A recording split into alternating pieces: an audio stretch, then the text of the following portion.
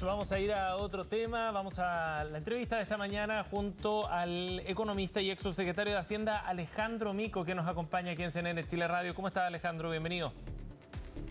Muy bien, muchas gracias Carolina y Sebastián. Y bueno, un honor estar en el último programa, Carolina. Es un privilegio. Oye, el programa sigue, yo voy a estar en otro canal, así que le damos continuidad a esto. Pero muchas gracias, Alejandro, de todas maneras. Alejandro, bueno, partamos con el tema de las últimas horas. A propósito del dato de IMASEC que conocimos ayer, el Banco Central entregó este antecedente, 1,8% de crecimiento para la economía en julio. Quería preguntarle primero respecto a ese escenario y a lo que significa esa cifra como reflejo de lo que está ocurriendo con la economía chilena. ¿Qué es lo que nos muestra ese antecedente? A ver, creo que el dato confirma un poco que vamos a terminar este año con un crecimiento cercano entre el 2,4 y 2,5, que es un poco lo que ha planteado el gobierno, pero también como son los pronósticos del último IPOM del Banco Central. Vamos a estar en ese rango y nos muestra que de alguna forma salimos de la parte baja del ciclo. Cuando uno habla de la actividad económica, siempre uno habla como en dos dimensiones. Una como que es crecimiento a largo plazo y la otra es el crecimiento más en el ciclo. Salimos de la parte baja del ciclo y que ahora estamos entrando a la parte más alta. Recordemos que nuestro producto potencial crece del orden 1,8-2%, por lo tanto estar creciendo al 2,5 es crecer más de lo que es nuestro crecimiento potencial, que por desgracia es bien bajo, y siempre la discusión, yo creo que más de fondo, y la que deberíamos estar teniendo hoy día principalmente con el tema presidencial, sería ver de qué forma podemos tener un crecimiento de largo plazo más alto que este 1,8-2% que se plantea. Pero raya para la suma, creo que esto está consolidando un poco que el crecimiento para este año va a estar del orden de 2,4-2,5%. Alejandro, estamos conversando con el economista Alejandro Mico, ex subsecretario de Hacienda. Estamos en contexto de campaña electoral y la economía obviamente ha sido un tema central, entre otros temas por el del crecimiento, pero también por el del gasto fiscal. Y hay propuestas desde distintas candidaturas, ¿cierto? El ex director de presupuesto Matías Acevedo decía: no nos pasemos 10 pueblos, en el fondo prometiendo medidas económicas que son irreales. ¿Cómo has visto este debate y específicamente la propuesta de José Antonio Kast de reducir el gasto fiscal en $6.000 millones en 18 meses o en un año? Partamos por lo primero. El tema, yo creo que es un tema clave estar hablando de que tenemos que ordenar nuestras cuentas fiscales. Desde el año 2012 a la fecha hemos tenido que el gasto público ha crecido más que el producto, y eso ha terminado en que la participación del Estado en el Producto Interno Bruto ha crecido, y muchas veces con algunas ineficiencias, quizás con un exceso de empleo,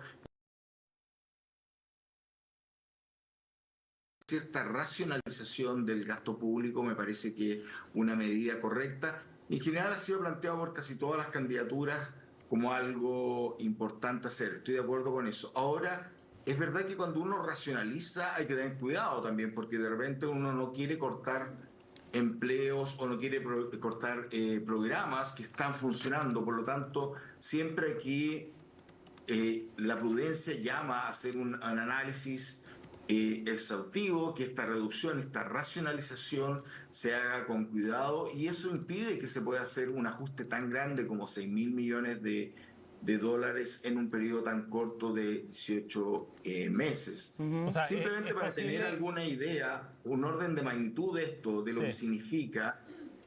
Hoy día en el Estado, en todo el personal se gasta del orden de 7 puntos del PIB. ¿Qué quiere decir esto? Que si el producto de Chile son 100, 7 pesos de esos 100 se van a pago de empleo público. ¿Okay? Ahora, hacer el recorte que está hablando el candidato Kast en términos de empleo significaría bajar de 7 puntos del PIB a 5, lo cual es un ajuste muy, muy grande que difícilmente se puede hacer en un periodo tan corto y más encima difícilmente se puede hacer sin tener efectos secundarios indeseados. Eso le iba a preguntar, Alejandro, si es que un recorte de esa envergadura y en ese periodo de tiempo, en un año y medio, es inocuo para la economía o no. No, para nada. Tiene un impacto, primero tiene un impacto social importante, segundo tiene un impacto de gasto público. Todos sabemos que la demanda agregada, que es la que empuja a que uno pueda vender más los productos que se producen en el país, una parte importante es el gasto público, por lo tanto un ajuste de 2 puntos no es menor, un ajuste de ese tamaño no es menor en un periodo tan corto. Por lo cual creo que esa medida es un poco pasada, como dijo el ex director de presupuesto, un poco pasado un par de pueblos. Creo que no es el fin de hacer un racionalizar el gasto en el Estado, me parece fundamental y hay que hacerlo. Pero eso tiene que hacerse con cuidado, se tiene que hacer sin afectar cosas que pueden estar hoy día apoyando a la población. Por eso hay que hacerlo con cuidado, pero sí hay que hacerlo con pie firme, en términos de que sí tenemos que hacer ese ajuste. Los temas de las licencias ya nos han mostrado el exceso de gasto que tenemos por licencia en el Estado es muy alto. Y hay otras cosas que han ido pasando de que el empleo en el Estado ha crecido muchísimo más rápido que el empleo en el sector privado en los últimos 12 años, lo cual debería poner unas luces de alerta. Creo que la racionalización es importante, pero hay que hacerla con cuidado y creo que esos 6.000 millones en un periodo de 18 meses me parece que no es factible, ni técnicamente de hacerlo en forma correcta, ni tampoco políticamente. Se requiere un capital político muy grande para poder hacer un ajuste. Alejandro, los equipos técnicos, el equipo técnico, el equipo económico del gobierno que asuma va a ser central por todo lo que estamos diciendo y por el escenario adverso que tenemos. ¿Qué candidatura a su juicio está mejor preparada en esa materia? ¿Qué candidatura tiene al mejor equipo económico hoy? Hoy día, si uno lo ve, después un poco lo que vimos, por desgracia, en las candidaturas del oficialismo. Pareciera ser que el equipo más afiatado, el que ha estado trabajando más tiempo, es el de la candidata Evelyn Matei. Y creo que en eso no hay muchas dudas al respecto. Pareciera ser que ha estado trabajando mucho tiempo. Se ven posturas más masticadas, como más con un sentido más, con los pies más en la tierra. Me da la impresión que el resto. Ahora sí que siempre es complejo esto, sí, pero hay que poner... Una cosa son cuando uno hace políticas públicas, tan importante como lo técnico es la capacidad política de poder lograr hacer esos cambios. Uno puede tener las mejores intenciones, pero si no tiene un buen equipo político de respaldo, se hace más complejo.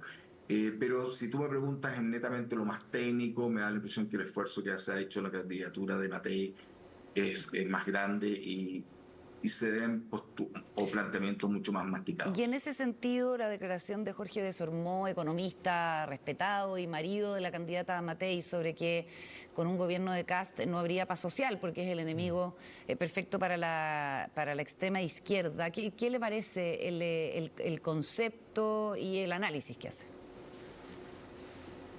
A ver, qué duda cabe que tuvimos un tema muy complejo en el último gobierno del presidente Piñera, donde realmente hubo intentos bien fuertes de desestabilizar y temas de paz social muy importantes. Ahora, no creo que es correcto que uno pueda estar poniendo ese miedo. Creo que lo que corresponde en una democracia es que quien gana las elecciones tenga el derecho y tenga la posibilidad de poder plantear e implementar sus planes de gobierno. Por lo tanto, creo que no es correcto y espero que se haya aprendido la lección de que cuando uno pierde una elección tiene que aceptarlo y le hace un flaco favor a la democracia y al bienestar de la población tener políticas que desestabilicen los gobiernos. Tenemos los ejemplos de nuestros vecinos del norte, donde vemos cómo rotan presidentes y eso no le ayuda en absoluto al bienestar de las poblaciones, de la población. No se pueden hacer políticas más de largo plazo. En general hay una incertidumbre muy grande y eso se termina apagando finalmente. Alejandro, respecto a esos desafíos que vienen hacia adelante y a la necesidad de racionalizar el gasto público, como lo planteaba, ¿en qué condiciones va a entregar este gobierno las finanzas públicas? Porque la semana pasada conocimos el informe del Consejo Fiscal Autónomo, donde ya se advierte la necesidad urgente, dice, de revisar el gasto público.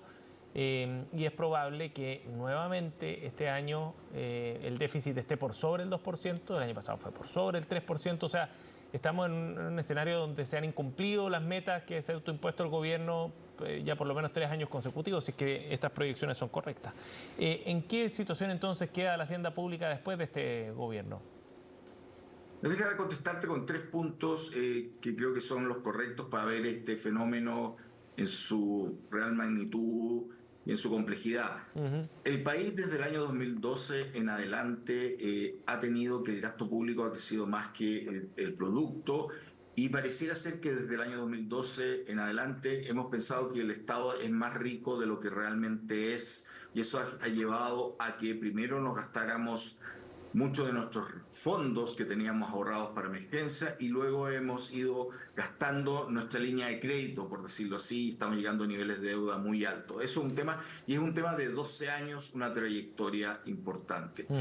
Segundo punto que es importante mencionar es que este gobierno recibe las cuentas fiscales muy dañadas. ¿Por qué? Porque tuvimos la pandemia, y durante la pandemia en buena hora se hizo un gasto muy importante, generándose un déficit muy grande en las cuentas fiscales. Una parte muy acertado, pero por otro lado creo que se nos pasó un poco la mano. Pensamos que nuevamente éramos más ricos de lo que realmente somos, y tuvimos un exceso de gastos durante el tema de la pandemia, que es otro tema. Pero este gobierno inicialmente logra hacer un ajuste importante, y eso yo creo que es un mérito de este gobierno, de hacer un ajuste muy importante del gasto fiscal, que no era tan fácil de hacer. De hecho, si a mí me preguntaban un año o no sé, meses antes de asumir el gobierno, veía muy difícil que pudiera hacer el ajuste fiscal necesario inicialmente, ¿ok? Para reducir los gastos que se habían puesto en forma extraordinaria durante la pandemia. Eso se hizo. Ahora seguimos con una tendencia de gasto alto, sí, y particularmente hemos seguido con una tendencia a sobreestimar los ingresos tributarios, que nos ha llevado a déficits, como tú mencionabas, muy grandes el año pasado, donde tuvimos una caída de los ingresos presupuestados de casi 1 punto del PIB. Sí. Eso es un número muy grande que pone mucha presión en las cuentas fiscales. Sergio, este año ya partimos con un déficit complejo uno se plantea un déficit fiscal de 1,6% estructural, que al parecer, dado los datos del Consejo Fiscal Autónomo, no se va a lograr cumplir. De hecho, el último informe de DIPRES dice que va a ser 1,8, más alto.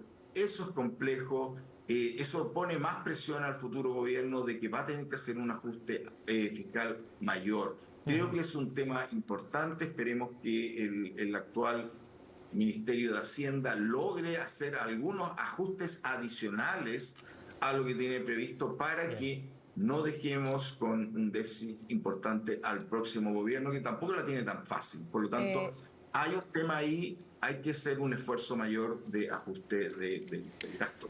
Y súper breve al final, Alejandro, estamos con Alejandro Mico, economista, subsecretario de Hacienda. A propósito de responsabilidad fiscal y de ajuste, es algo que ha sido tema con las críticas de Lautaro Carmona a la administración de Marcel, ¿cierto? Diciendo que se endiosó el tema de los recursos y que ellos siempre han sido críticos, y así se lo han hecho saber al gobierno, de precisamente la línea fiscal. ¿Qué le parece esto que se convirtió en tema de campaña? Mira, me parece bien que se ponga el tema de la responsabilidad fiscal como algo que es un activo que hemos tenido como país. Cuando uno hace cosas voluntaristas, termina dañando a la gente. Cuando uno cree que puede solucionar el tema de ingresos de los hogares por decreto, le hace un daño al país. Cuando uno cree que tiene riqueza infinita en las arcas fiscales, termina generando crisis fiscales, y eso le termina pegando a la gente fuertemente. Yo sé que poca gente ya vivió ese momento, pero recordemos el 82, cómo el exceso, malas políticas públicas llevaron a una crisis gigantesca que al final del día implicó que a los pensionados se le tuvo que reducir un 10% de las pensiones cuando más lo necesitaban en una época de crisis. Las cuentas fiscales ordenadas son una política que va en favor de los más pobres y por eso me extraña que el presidente del Partido Comunista, después de tanto tiempo, de tanto esfuerzo que se ha hecho en los gobiernos de centro derecha y centro izquierda por mantener las cuentas fiscales, no haya todavía interiorizado este punto que es fundamental. Voluntarismos al final del día terminan pegándole a los más pobres. Tenemos muchos ejemplos en Latinoamérica, nuestros vecinos y también los vecinos del norte, en Venezuela también así lo han visto. Alejandro Mico ha estado con nosotros esta mañana. Gracias, Alejandro, por el contacto. Muy amable. Muchas gracias, Muchas Alejandro. gracias a usted.